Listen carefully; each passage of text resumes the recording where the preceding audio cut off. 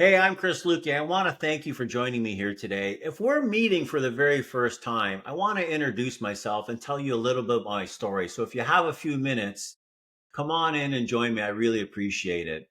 If you don't know me, I'm a high performance mindset strategist, and I help not only individuals and entrepreneurs create a world class life, but I help individuals and entrepreneurs create world class wealth.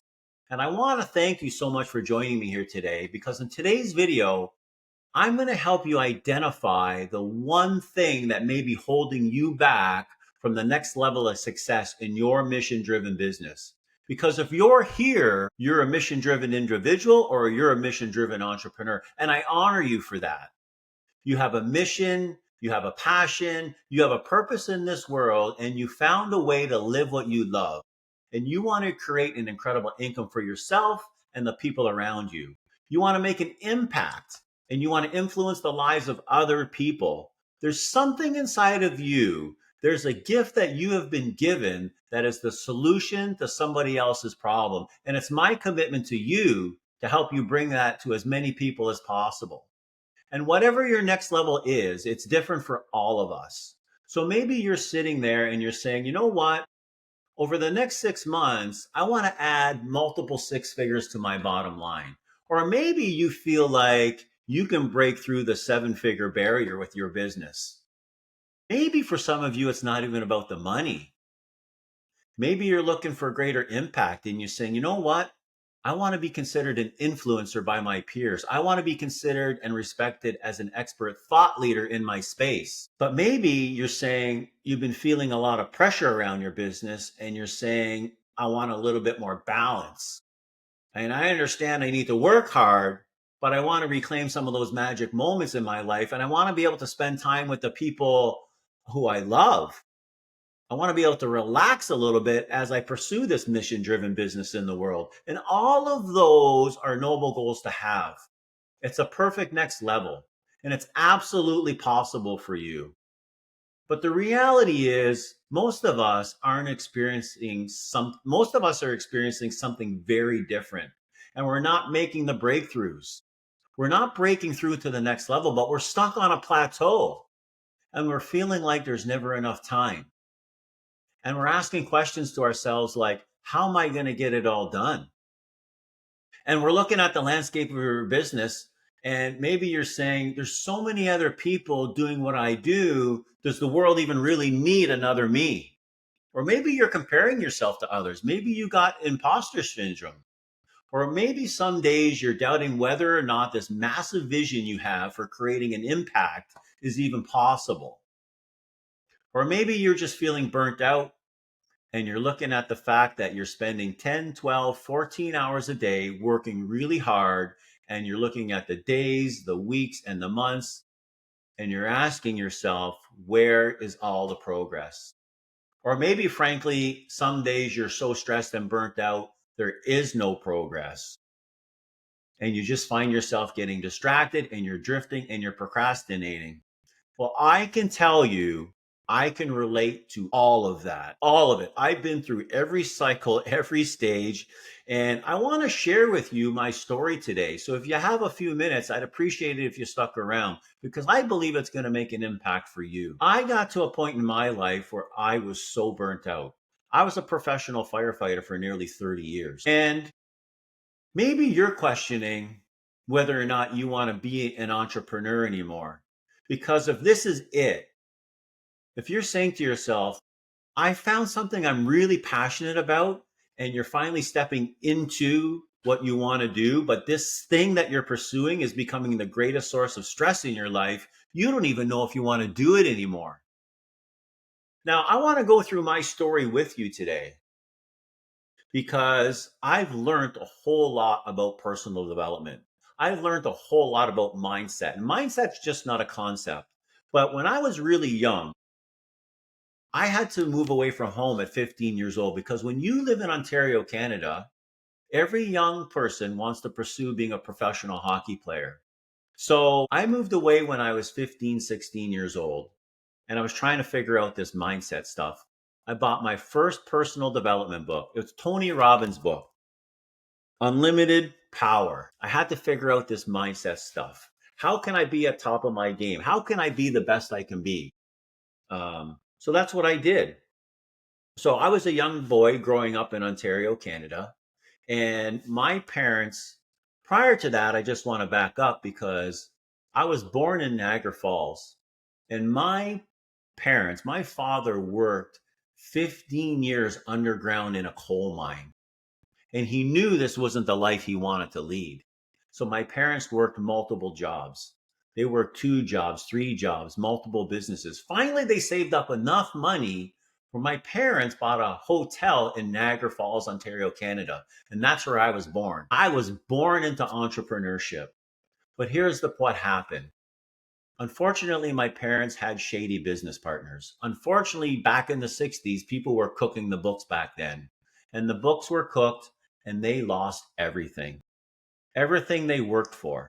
Now, I was a young man. And, when you're very young, you have no conscious awareness. Everything gets dumped into your subconscious mind. So by the time my parents kind of regrouped and got everything together and got their life back on track, what do I remember? I remember the struggle. I remember the heartache. I remember the lack and the limitation. And I remember the ghetto. But my mom was smart enough that she knew she's not going to raise her 3 boys in this situation. And they rebuilt everything again. And they started more businesses. And they saved up enough money where they can afford to buy their own home again. And my mom moved on the other side of the tracks. She moved to the north end. But for me, all as I remember was the lack and the limitation. I can remember going to school for the very first time in grade 3 or 4 to the north end, and things were different. The kids walked different, they talked different, they had nice clothes, they had these beautiful families, and they lived in these beautiful homes. I was so proud of the home we grew up in. To me, it was Beverly Hills. Mind you, it was a middle class 2-story home, but coming from the ghetto, which that's all I remember, that's the story that was embedded in my mind. I was so happy and so excited.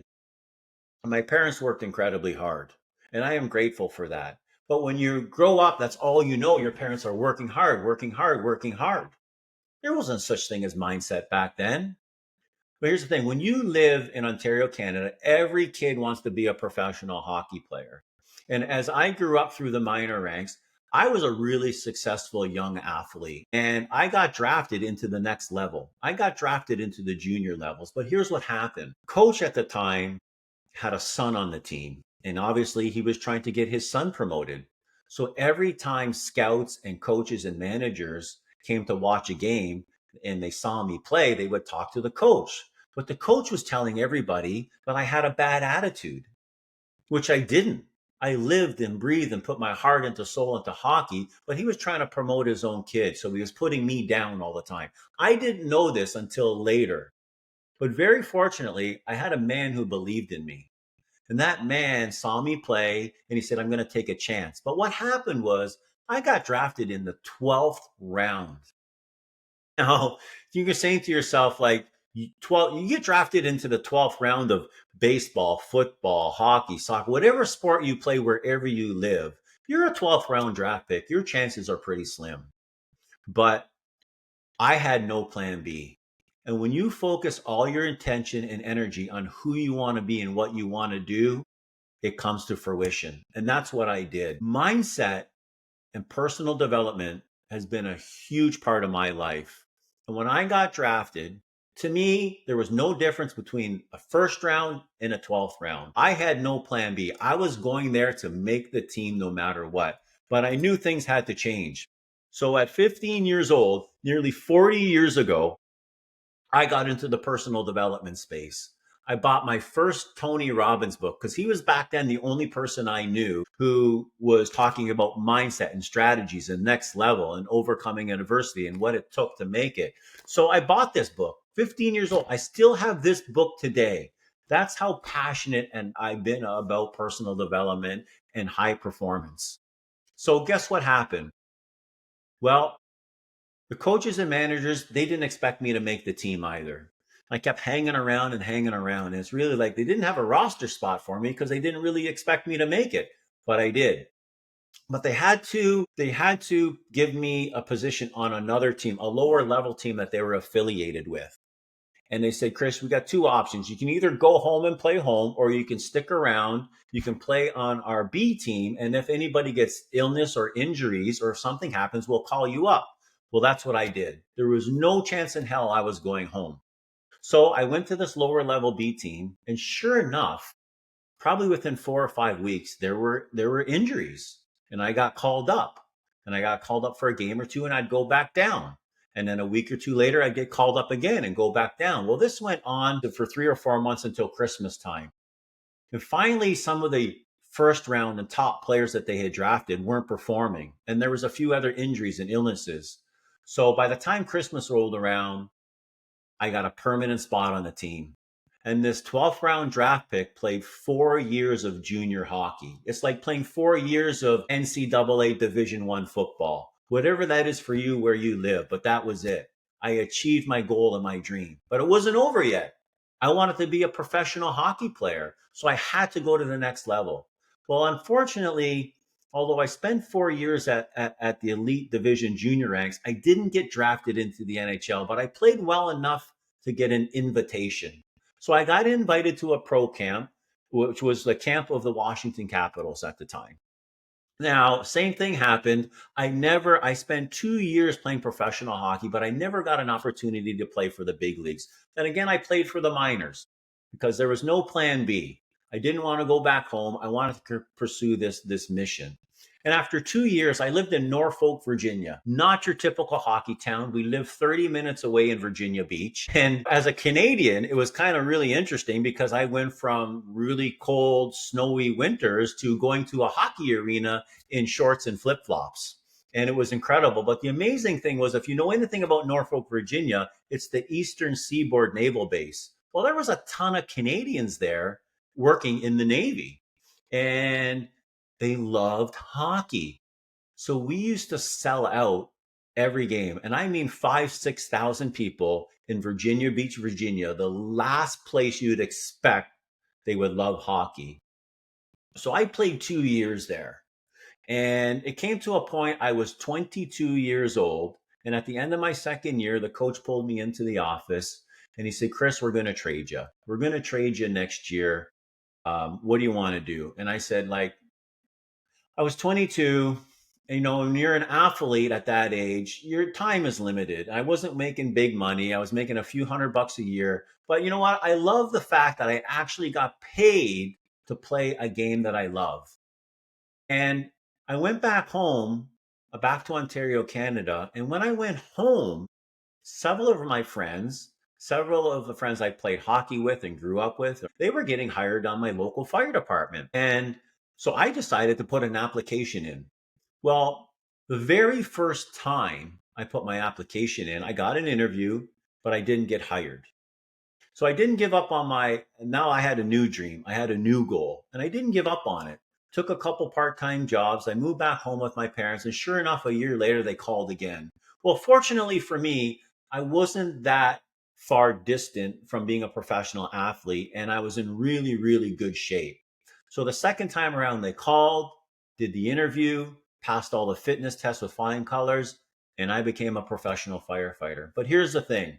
I just want to back up my story a little bit because when I was going through my hockey career, everybody said I couldn't do it. You can't go from a minor hockey superstar to playing junior, especially as a 12th round pick. I did it. I spent 4 years there. Then they said you couldn't become a professional hockey player. Now, mind you, again, I didn't crack the big leagues, but I got paid for playing a game that I loved for 2 years. And I did it. People told me I couldn't do it. Then, as I pursued my fire department career, same thing. I remember the year I applied, there was 500 applications for 5 jobs. I think that works out to what? 1% chance? Well, I took a chance. I took a chance on me. I had enough belief in me. And I got out of 500 people, I was one of those 5 guys who got hired when everybody said it was impossible. So I want you to know, don't listen to the outside noise. If there's belief inside of you, if you have a passion for a sport, for something you love to do, for a job, for a career, for a business that you want to start, I want to say focus on one thing. If you put all your attention on the why and the why not, you can accomplish it. So I spent nearly 27 years in the fire department. And I believe, like, I was born into entrepreneurship. My parents were hardworking, independent people. And now, kind of, because society tells us that you're supposed to go to college, get a good government job, work your 25, 30 years, collect your pension, safely work your way to pension so you can safely work your way to the grave. And I got kind of caught in that trap for a lot of years. But something inside of me said, I just didn't want to be a firefighter. Like, no disrespect to that. I wanted to climb through the ranks. And I had a vision. And I can seriously tell you this. If you can see it in your mind, you can hold it in your hand. If you hold and possess a vision of what you want, I knew the day I started, I wanted to be a chief. I wanted to be a platoon chief. And you know what? It took me 20 years, but I did it. Every so many years when I was eligible, I wrote every exam. I did every fitness test. I did every interview. And I had to go through that process 4 times. And I finally became a platoon chief. And as you can see behind me, you can see all the medals and my shiny white helmet. But I knew. And it took 20 years. And so much today, so many of us today want instant gratification. I spent 20 years going through the process. I said, here's what I wanted to do. Who's the person that I have to become? What are the steps that I had to do to take it? Who do I have to hang around with? Who do I have to be? Who do I have to become? What do I got to do? And I did that for 20 years. I never gave up on my hope and my dream, and I became a chief of the fire department. But again, late in my career, I was so stressed out and burnt out. And if you know what it's like to be a first responder, we see and do things that aren't normal. And we wear the capes. We help and rescue other people. We don't ask for help and we don't get rescued. And I was one of those guys. I fell into that trap.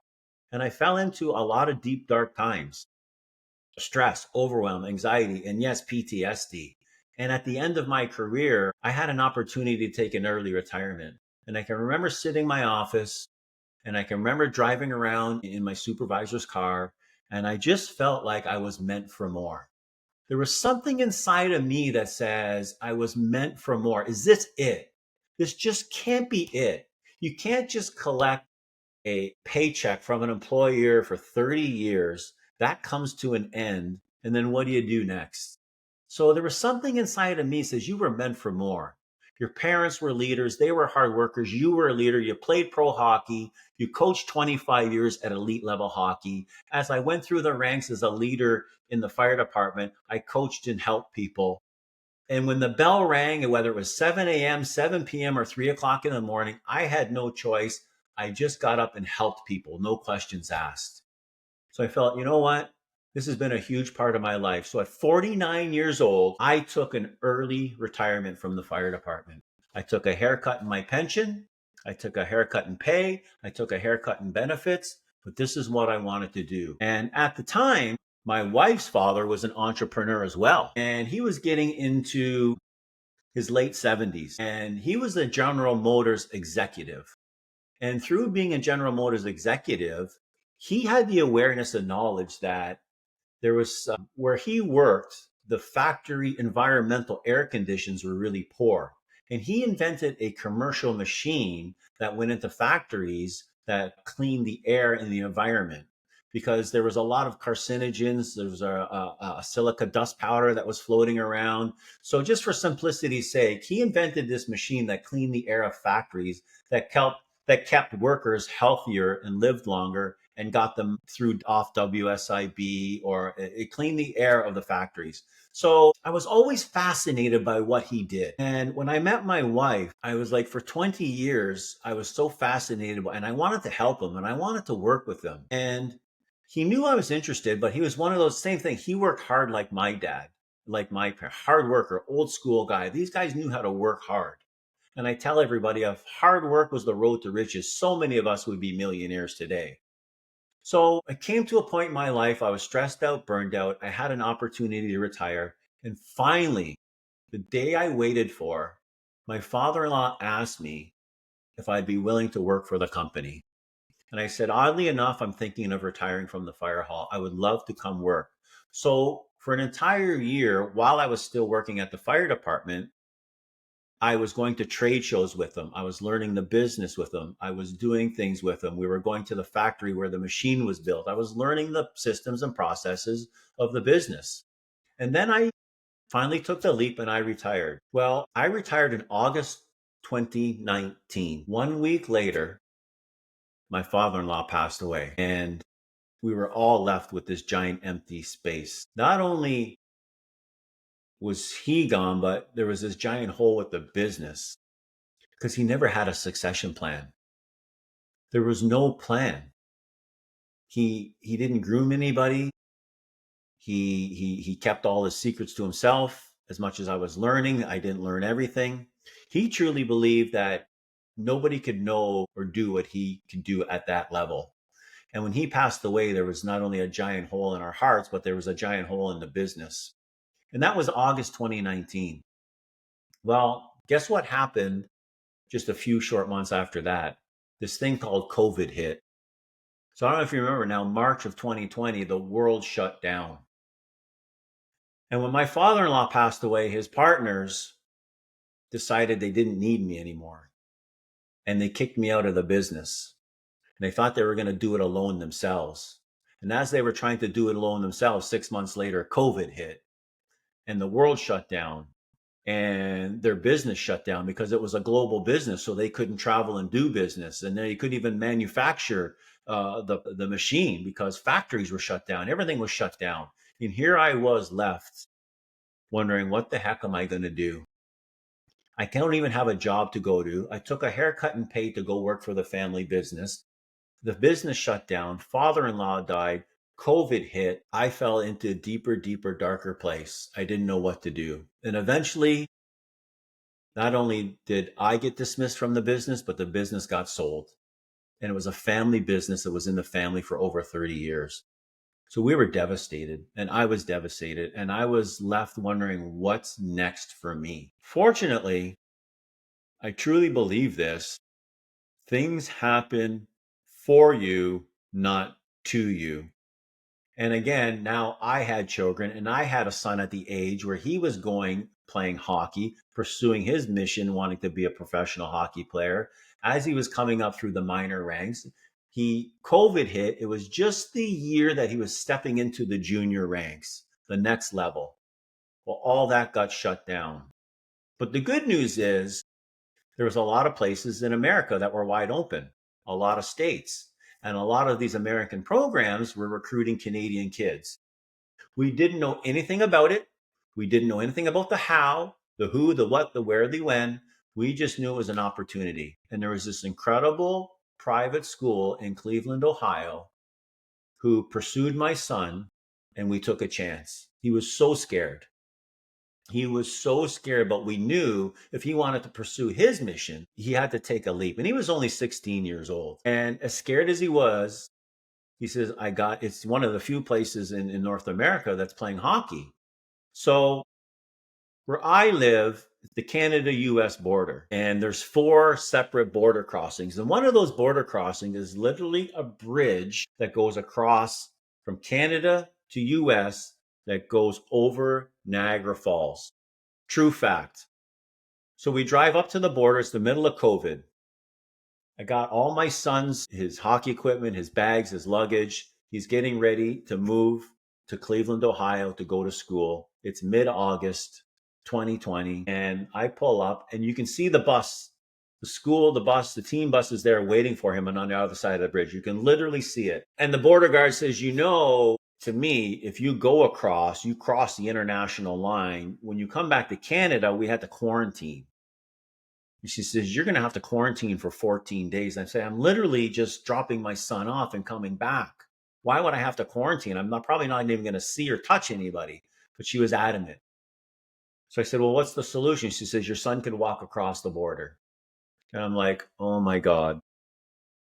But the crazy part is my son's afraid of heights. And this bridge is several hundred feet up in the air. He says, Dad, what do I do? He says, buddy, you got to cross the bridge. So we unpacked our car on the Canadian side. He took all his equipment, took all his luggage, and he walked across as terrified as he was. I said, just call me. I'll wait here. Call me when everything is done. And that's what he built up the courage, because this was his mission. This is what he was focused on. There was no plan B. And he went across the border. And 30 minutes later, the phone rang and he says, Dad, I'm on the bus. And then I said, call me when you get to school, son. So 4 hours later, he called me. He says, Dad, I have arrived at school. So again, you got to remember that this is the middle of COVID. And I didn't get to see him. He left in August. And the first opportunity to see him was in November of that year, American Thanksgiving. So he was getting a little, you could tell, getting a little squirrely. He needed to see a family member. As much as we were Zooming and Skyping, it wasn't the same. So I decided to go to Cleveland. I found a way. I was able, because he was a minor, to cross the border and to go watch him play hockey. So I met a gentleman there. His son played on the team. He was a local. And he asked me where I was from. And I said, I'm from Toronto, Canada, more or less. And he says, oh, I used to go to Toronto all the time. I would visit Toronto all the time. I said, really, what do you do in Toronto? He says, oh, well, I would go to Bob Proctor conferences. And I said, I didn't know who Bob Proctor was. Now, I was into personal development, but little did I know Bob Proctor was a giant in this space. Bob Proctor was the leading authority of not only personal development, but mindset work. People like Tony Robbins, Zig Ziglar, like, you think of any personal development influencer today, in some way, shape, or form, Bob touched them or they learned from Bob. And this gentleman says, I kind of told him what I went through. I told him what I went through about early retirement, stress, overwhelm, anxiety, PTSD, losing the family business, what happened to me. He says, I can introduce you to Bob. And it's like, he lives in Toronto and I only lived an hour away. But it was the height of COVID, so we couldn't physically meet. So virtually we met, and I met Bob, and Bob Proctor literally was my mentor, and he changed my life. Now, you would think after 30 years of working as a first responder in the fire department, I would have known something about mindset. I would have known something about mental health. But Bob literally taught me things I've never seen or heard before. He literally plopped my head off, spun it around, and put it back on. I was a new person. And Bob made such a dramatic change in my life. And I told him, and he could see it. He's, Chris, you got to get this information out to the world. Because I said, they are not teaching this. They're not teaching this in fire departments. They're not teaching this in corporate America. It's not a part of any trainings, any schools. I said, what you taught me about how this mind operates, no one's ever taught me that before. And he gave me clarity and awareness. He taught me exactly why I was thinking and feeling and acting the way I was. But he also taught me the secrets to success. He taught me the habits that I need to learn and acquire to become the person that I wanted to become. And he says, you have to get this information out to the world. How would you like to coach this material? And I was all in. So I spent an entire year getting my certifications and becoming a certified Proctor Gallagher coach, a high performance coach, coaching on a level and teaching people about this mindset that most people don't know, or they've never heard it taught in this manner or seen it in this manner. Unfortunately, it was COVID. And after just 2 years of getting to know Bob, he passed away. But I kept his promise. He said, Chris, you got to get this out to as many people in the world. And that's what I started doing.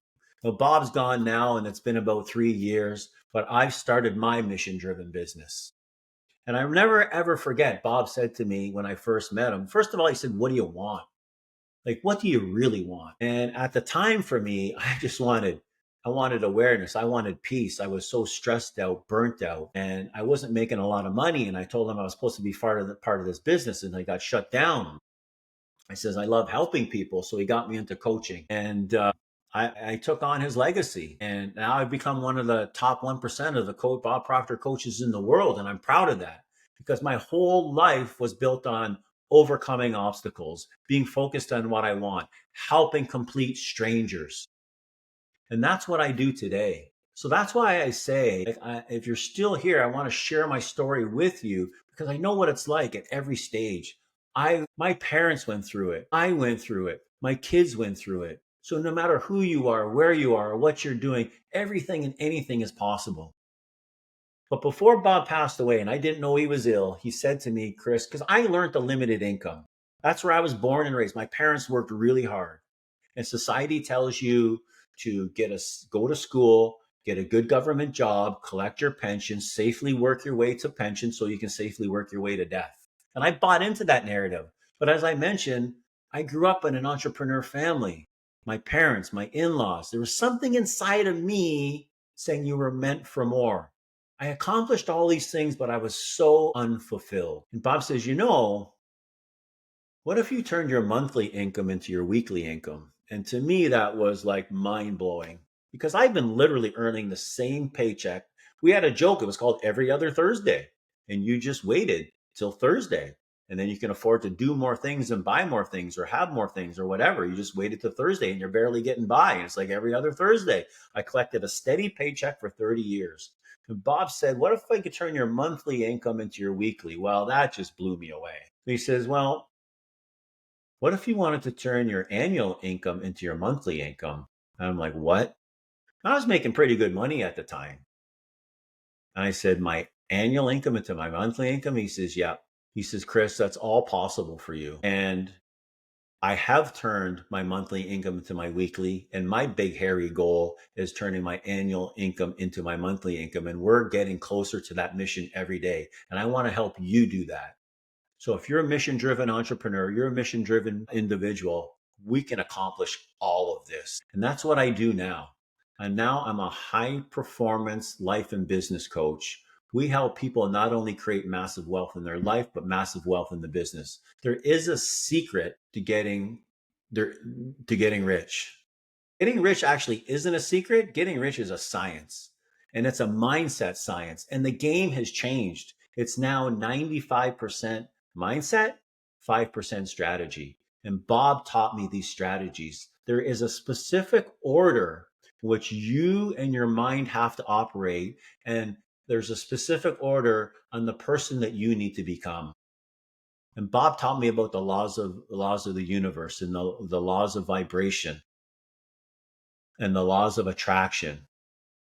And he says, Chris, the world gives back what you put out. So how you vibrate, whatever you put out to the world, it'll give back to you. And I didn't have good vibrations when I first met him. I had a lot of negative vibrations, and we completely changed all that. And you can change that in a heartbeat. And within 6 months, I was living my life of my dream. I was back to the Chris of old. I was back to the champion. I was back to that kid who wanted to be a pro hockey player, wanted to be a professional firefighter, wanted to be a platoon chief. And then Bob says, you got to get this out to as many people in the world. And that's exactly what I do today.